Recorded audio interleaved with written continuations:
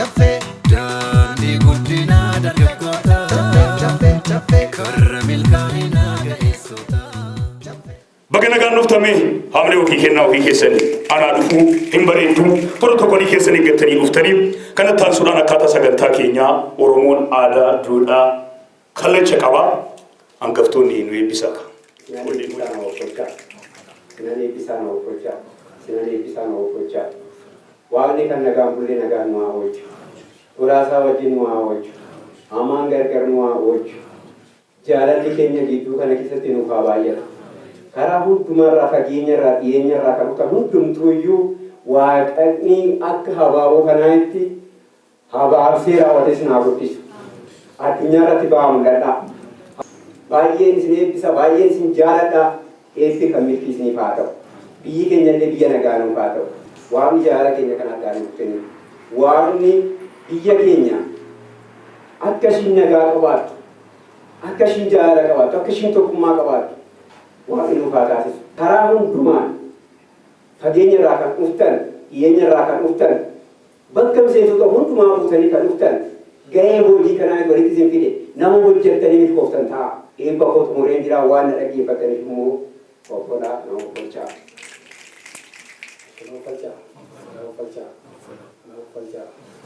annagaan naa hunduu jedhagaan naa hojja akkuma miidhagnee dhufneet akkuma bareednee dhufneet bareechee biratti waa galchu bareechee biratti waa galchu nagaa mana keessatti galaa kunoo geggeessaa qaroodha geggeessaa qaruuteedha waaqayyo geggeessaa kana ammas kana jaalala dabaleetoo misooma karoorfate kana fiixannoo haa baasisu kan eebbisu nama ayitoo guutu waadaa waaqayyo nagaa nuwolchee nagaa nuwaa bulchuu gadaan gaddu kana taasudhaan kabajamoo pirezidaantii obbo Sanyii Edashuu gara kana dhufanii haasaa baga nagaan dhuftanii abbaa sagantaa kanaati baga nagaan dhuftanii fi waajjira muummees baga nagaan dhuftanii galma bareedaa kanas baga nagaan dhuftanii jedhanii keessumaa kabajaa guyyaa irraa taanaa komishiinaraa kan waffeeran hamleen annaas madhaanii gara waltajjicha.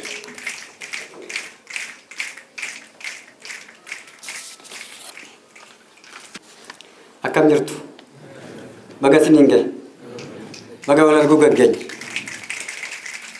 hayyee kabajamoo komishinara hojii gamtaa federaalaa obbo Abdii Muhammad Hassan yeroo mara kan wajjin ta'an akkasumas kabajamoo obbo Dirribaa Baqqalaa Daayirikteera gurmaa'inaaf babal'ina sadarkaa federaalaa yookaan hojii gamtaa Itoophiyaatitti kan ta'an akkasumas obbo Taaddasaa Kabbabaa kabajamoo Daayirikteera bu'uura misoomaalee federaalaa kan ta'an baga nagaan dhuftan akkasumas qaamni dagatamee jira obbo Laaqaw warri hin beekne yoo jiraattan EBC afaan Oromoo irratti Daayirikteera baga nagaan dhuftan hundi keessaniyyuu anaa dhufuun jechuu barbaadan.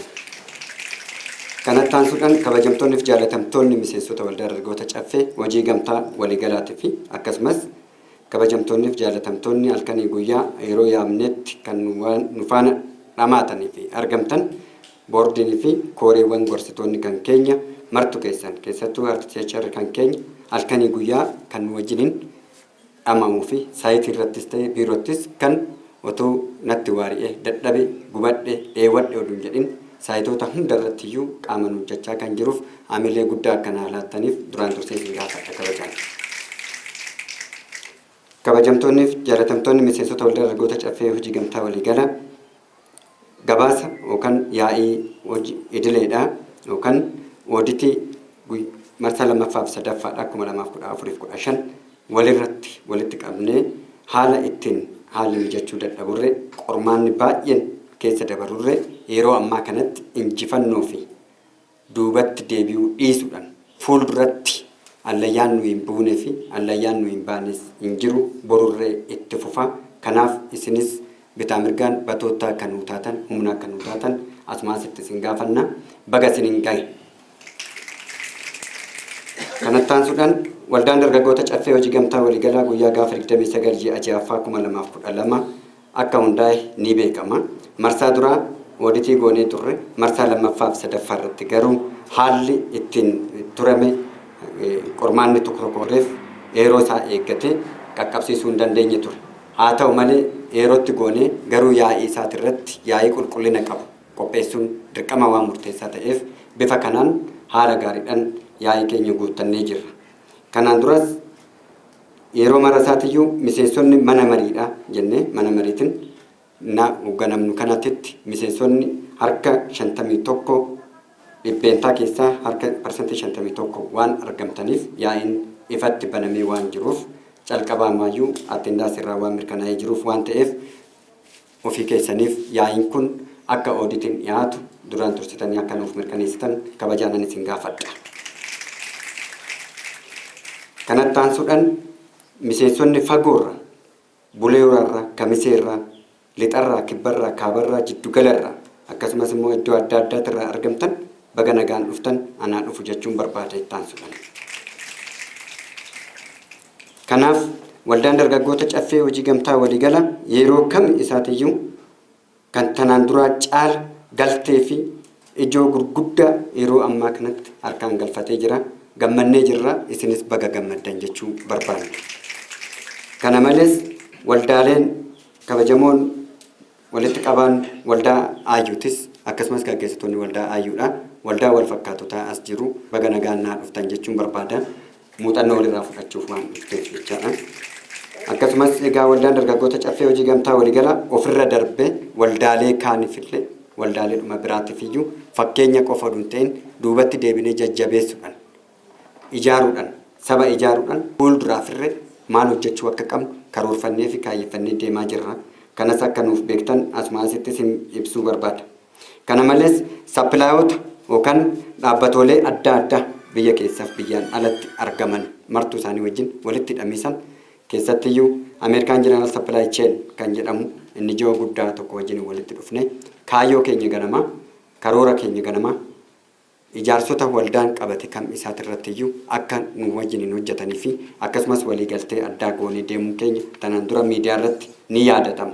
Yaa ta'u malee yeroo ammaa kanatti lafaan wal qabate waan adda addaatiin wal qabate hudhaaleen jiraatu ture hunda keessaa baanee yeroo ammaa kanatti dhibba keessaa parsantii 65 ol waan raawwitti galuu dandeenyeef gammannee jirra. Baga gammaddan isiniin jechuu barbaada. Lafarra faayinaansiitu rakkisaadha. Faayinaansii keenya akka bakkaan geenyuudhaaf sirriitti irratti hojjechaa kan jiruu fi waldaan yeroo marasaatiyyuu waldaalee biyyattirratti akka biyyaatitti jiranii ol of ta'uudhaan ofitti amanamtummaadhaan kabajamoo koomishinii keenyas sirriitti kabajuu fi duudhaalee hojii gamtaa labsii 985 muraa 2009 fi akkasumas isa jalatti hundaa'e labsaman martuu isaanii dambii ittiin bulmaataa keessoo fi akkasumas moodeela dambii ittiin bulmaataa keenya kabajuuf eeguudhaan sirriitti ammayyeessaa haala hojii keenya garuu akka dargaggummaatitti PPR oduun ta'in PCCdhaan hojii keenya halkanii guyyaa raawwachaa bu'aa fidaa kan jiru ta'uu keenya isiniif ibsuu barbaanna. Haalli hojii keenyatis yeroorraa yerootti ammayyaa fi haala durummaadhaan itti deemaa kan jiru ta'uu isaa asuma asittan isiniif ibsa.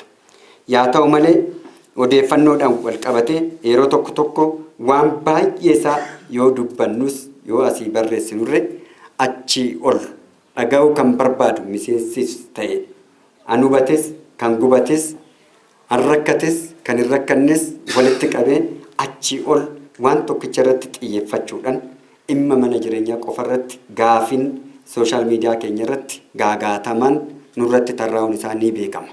Yaa ta'u malee waan hunda hin kaasan waan hunda hin dubbatan. Achii as ol asii achi gad waan ijoo ta'e waan guddaa waan salphaan taane kanarratti halkanii guyyaa akka haasofnuuf akka hin eegne kabajaanan isin gaafadha. Fuulduraafirree waldaaleen kam isaatiyyuu deemsa eenyumtuu hin deemne bifa kanaan galma mataa keenya keessatti mana nyaataa hoteela mataa keenya tokkorra lamarra sadii caffee kiroozartii dabalate an dhufutti immoo bifa adda addaatiin kan itti deemnuu fi biiroolee mataa keenya karoora mataa keenya kan qabnuu fi an hojjannudha. An suuqan buusaatti kan dhukaa bu'e akka jedhamu san nu gadi jennee guuruu malee ol jennee gadi butuuf baay'ee hin faajjinus hin dadhabnus. Maaliif amman hin qaqqabne onii xadhe tokko yeroon of nyaadha lama humnaan of nyaadha sadii duddaa hin cita afraffaa nama biraa hin hafa. Kanaaf isinis mogoleef duddaa kan nuuf taatan asumaasitti kabajamtoonni fi jaalatamtoonni miseensonni keenya martu keessan kan isin gaafannu hoo jiraate humna nuu ta'a, dudda nuu ta'a, jilba nuu ta'a. Qormaatota nutti dhufu garuu waliin ofirraa haa cabsinu. Gaafiiwwan qabnu kamisaatiyyuu adeemsa irratti kan hambisnu ta'a. Kabajamoo Koomishinar akkasumas kabajamtoonni fi jaalatamtoonni keessummooleen kabajaatii fi akkasumas immoo miseensonni keenya martu keessan humnaa olee fi waa hundaa ol kan isin jaalannuuf kan isin kabajnu fi sagalee keessan qofa dhunteen akka tajaajilaa keessanii fi akka ergamaa keessaniitti taanee kan isin tajaajilu isin dura kan teenyu isin caallee otoo hin taane mul'ata ganama fuunee manaa baaneef waan isin dura jirruuf malee isin caallee miti. Isin garuu humna qabdan, dandeettii qabdan, muuxannoo qabdan, bakka jirtan hundarratti harka wal qabattanii akka humna walii taatan hunda keessaniifuu bakka jirtanitti akka wal gargaaruu malee wal cabsuun akka hin jiraan tokkummaa akka godhataniif ergaa koo isa ciminaati. Waldaan dargaggoota caffee hojii gamtaa waliigalaa keessattuyyuu qormaata 2014 qonname irratti waldaan akka kufuuf akkasumas akka bittinnoofnuu fi afaan keenya akka dhungoo afaan harree akka wal jala dabarruuf hojiinii fi shirri xaxaan nurratti hin hojjetamnee fi shirri nurratti maramne tokkollee hin jiru. Diinoleenis dorgomtoonnis waan godhuu qaban hunda fixanii waan godhuu qabanii ol godhuus yaalanii jiru. Hanga miidhaa, haleellaa, dhukkaamsa hooggansa irratti akkasumas hanga mana keenyatti irree dhufanii mana keenya irratti irree amma suuraa irratti namuutitti ga'ee ture. Haa ta'u malee sun hunduyyuu humna waaqatii fi cimina keenyaan oduu hin ta'in humna waaqatii fi olaantummaa seeraa biyya irratti jiruun kan ka'e nageenyi keenya eegamee karaa mul'ata keenyatti deebinee olaantummaa keenya fidannee jirra. Kana wajjin waldaa hoogganuun baay'ee ulfaataadha. Kan rufa jiru, halaala jiru, halaalaa eeggata. Handura deemuu fi kan keessa dhaabbatee ilaalu garuu gara tokkoon gubbaarraa hin kofalla, dakaa hin gubanna. Akaan miishingaa oduma gubatu ni kolfa. Yoo laalan ni addaata. Adummaan isaa garuu gubataan ta'uusaa namuu beeku. Nus bu'aa kana hunda oofin dakaa amma gubbaatti oofin qormaanniif gubanni baay'een daran jiruu gadi du'aa ol kan ta'e jidduutti taanee diinaan kokkee wal qabannee dabarree dhufnee har'aas geenye jirra. Ammaan boodas kan kana caaluu dhufee leenjiif muuxannoo guddaa waan argannee jirruuf boruuf iftaanifree akka mo'an akka injifan isin qabannee yoo deemne injifannoo guddaa akka agarsiisnuuf abdiin guddaa qaba. Adaraa kabajamaan jaalatamaan wal faana dhaabbadhaa, wal eeggadhaa, wal tiksadhaa, wal dhaggeeffadhaa. Hin dhagayinaa dhaggeeffadhaa. Hin ari'aminaa ari'adhaa. Ari'achuufis hin dhiibin irraa gori bira darbi. Bira darbi deemsa keetti fufi. Diinni si barbaadu dhaabbatee tafa. Achumatti goggoga muka ta'ee tafa. Jabaachuun hoo jiraate qofa hundaa ol deemtu. Siyaasarra hojii haa hojjennu. Waldaan dargaggoota caffee bulmaata biirootirraa kaasee biiroo buluurraa hanga daangatetti hojjechuudhaan guddaa xiqqaan keenya wajjin taanee kan deemu. Kanaaf wal gargaaraa galatoomaa waan dhaggeeffataniif kabajamoo fi jaalatamoo yeroo mara humna keenya ta'an obbo Abdii Mohaammed Hassan karaa wal kabajamoo obbo Sanyii Idashoo pirezidaantii waldee hojii gamtaa dargaggoota caffee kabajamtoota miseensota waldee hojii gamtaa akkasumattis kabajamtoota boordii kabajamtoota walgahii kanarratti affeeramtanii as argamtan kabajamtoota miidiyaa duraan dursee baga jala bultii ayyaana irreechaa isin ga'een jira.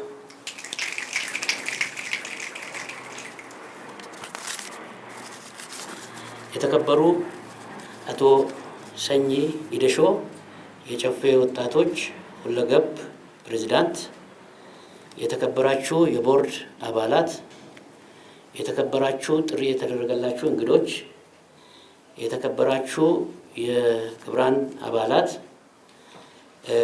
እንደዚሁም ሚዲያዎች በቅድሚያ እንኳን ለኢሬቻ በዓል ዋዜማ በሰላም አደረሰን።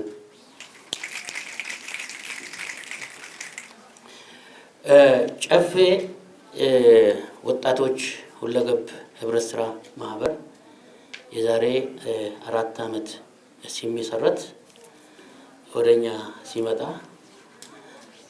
በከፍተኛ ፈተና ውስጥ ነው ወደኛ የመጣው።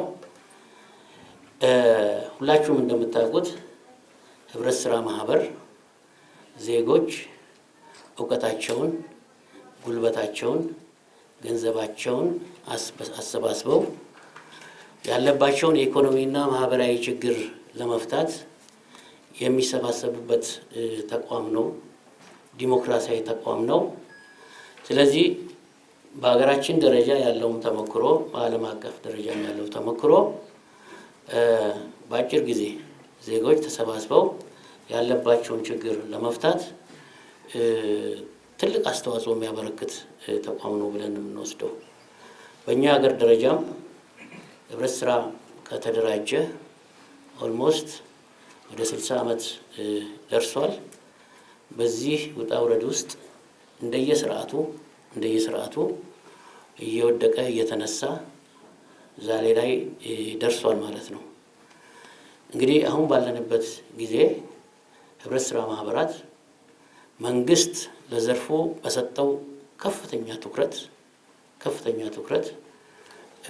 ህብረት ስራ ማህበራት በህገ መንግስታችንም እንደተቀመጠው ዜጎች የመደራጀት መብት ስላላቸው በሀገራችን እያመጣውን ጠቀሜታ ከግምት በማስገባት በከፍተኛ ደረጃ እኛ ፍላጎታችን ማደራጀት አይደለም፣ ያለውን ማጠናከር ነው ፍላጎታችን። ነገር ግን ከጊዜ ወደ ጊዜ ዜጎች ጥቅሙን በከፍተኛ ደረጃ እየተረዱ በመምጣታቸው ምክንያት ያለ ፍላጎታችን አሁን በከፍተኛ ደረጃ ማህበራት እየተደራጁ ነው የሚገኙት።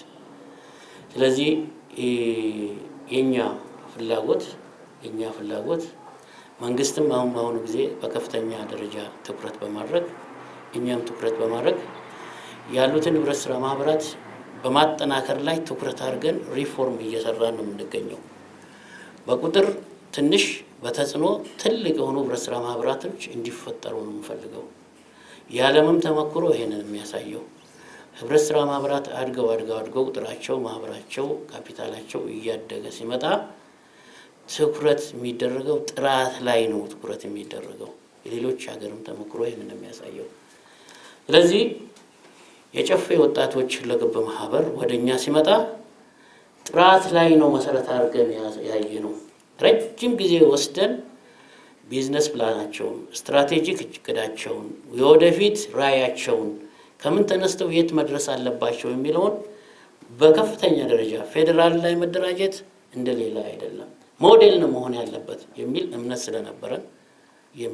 ስለነበረ ከጅምሩ ሲደራጁ በከፍተኛ ትኩረት ነው ያየነው። በአካል መተንኛ አንዱንም ህብረት ስራ ማህበር አይተን አናውቅም። እነሱን ግን እስቲ የሚሉት ነገር በጽሁፍ ያቀረቡት ነገር እና መሬት ላይ ያለው ነገር ይመሳሰላል የሚለውን ነገር ከጅምራቸው መተን ቢሮአቸውን ጭምር ነው የጎበኘነውና ይህን መነሻ አድርገ የተደራጀ ተቋም ነው ማህበር ነው። በዚህ 4 ዓመት ውስጥ ግን ያየነው ተአምር ከጻፉት ከተናገሩት በተግባር ከሰሩት በላይ ትንሽ እያወሩ በጣም ብዙ እየሰሩ በርካታ ስራዎችን ሰርተዋል። ከተማና ገጠርን በማስተሳሰር በተለይ በከተማ የሚታየውን የግብርና ምርቶች ሸቀጥ እጥረት ለመቅረፍ ሁሉ ቦታ አለ።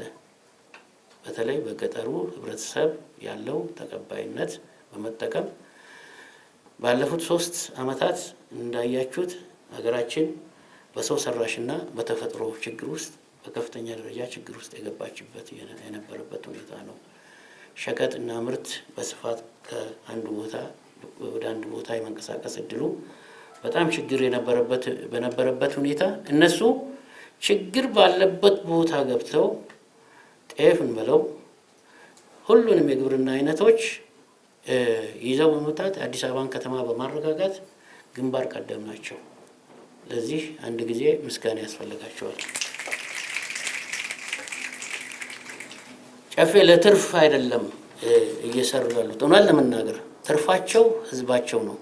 ትርፋቸው ዜጎች ኪሻ የሚገባ ትርፍ አድርገው ነው መሰረት አድርገው ነው የሚገቡት እና ሰው ገበያን ለማረጋጋት በከፍተኛ ደረጃ ሲሰሩ ቆይተዋል።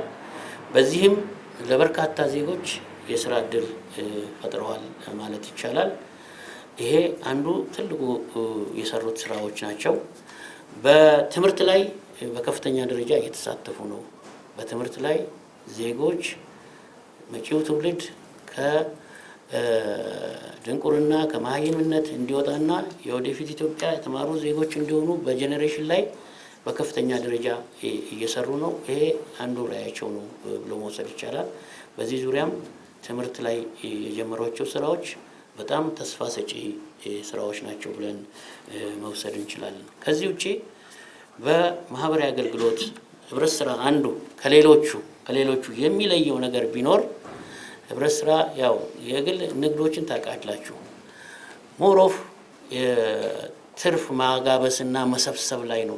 በተለይ በአሁን ባለንበት ዘመን ውስጥ ትርፍ ማክሲማይዝ ፕሮፊት ማክሲማይዝ ላይ ነው እያደረጉ ያሉት። ሰውኛ ባህሪ የላቸውም።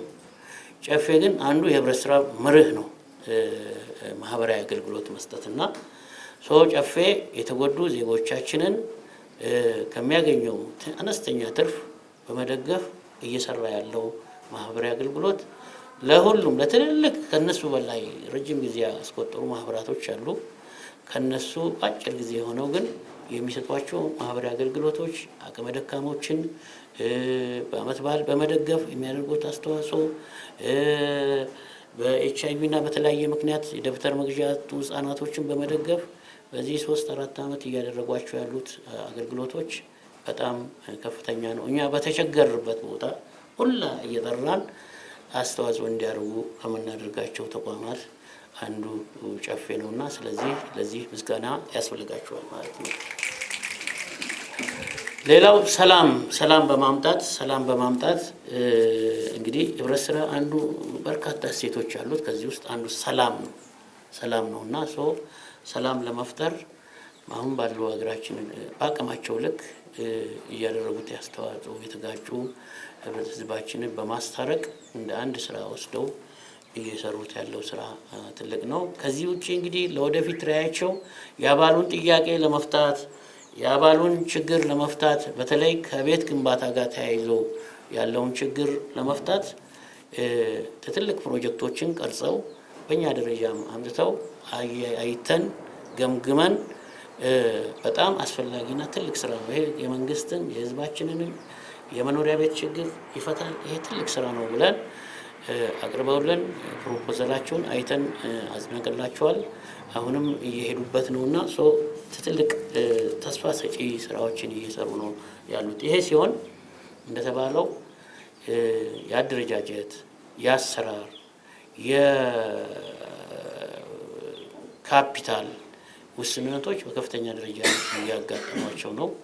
ይሄ በአንድ ጊዜ አልጋ ባልጋ እንኳን 4 አመት ገና የተደራጀ ጨቅላ ህብረት ስራ ማህበር ይቅርና በጣም ትልቆቹ ለዚህ በእነዚህ ፈተናዎች ይፈተናሉና በቀጣይ ተስፋ ትልቁ ነገር የሰው ልጅ ህልም ካለው አሻግሮ ማየት ካለ ህልሙ ጋር ይደርሳል። የጊዜ ጉዳይ ካልሆነ በስተቀር ብዙዎችን የሚቸግረን ህልም ነው፣ ራዕይ ነው።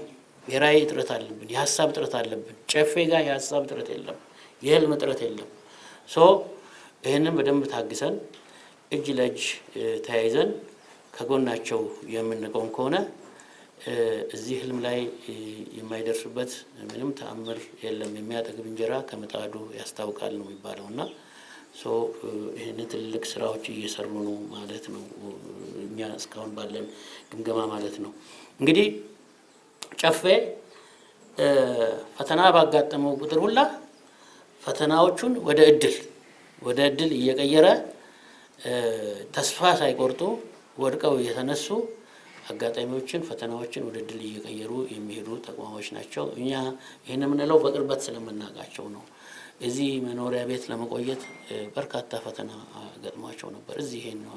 እዚህ ለመቆየት ማለት ነው በርካታ ፈተና ገጥሟቸዋል እና ሌሎችም በውድድር ላይም በርካታ ችግሮች ገጥሟቸዋል። ነገር ግን ተስፋ ሳይቆርጡ ባለው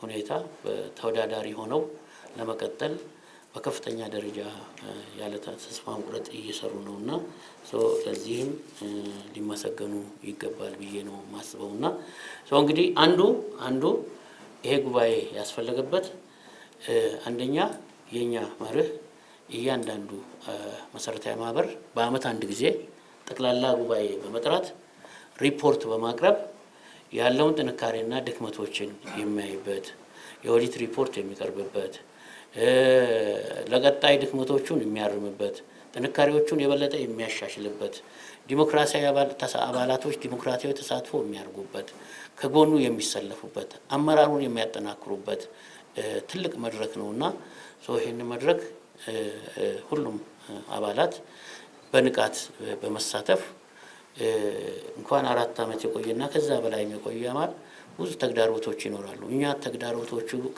ከተግዳሮቶቹ በላይ አሻግረን አይተን የወደፊት ራዕያችን ላይ ትኩረት በማድረግ አመራሩን በማጠናከር ቦርዱን በማጠናከር አባሉ ከጎኑ ሆኖ እንደዚህ አይነት ቢዝነስ ውስጥ ሲገባ ሁልጊዜ ትርፍ አይገኝም፣ ኪሳራም ይኖራል።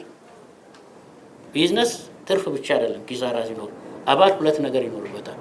ትርፍ ሲኖረው ከትርፍ ይካፈላል፣ ኪሳራም ሲኖር ኪሳራን ሼር ያደርጋል ማለት ነው።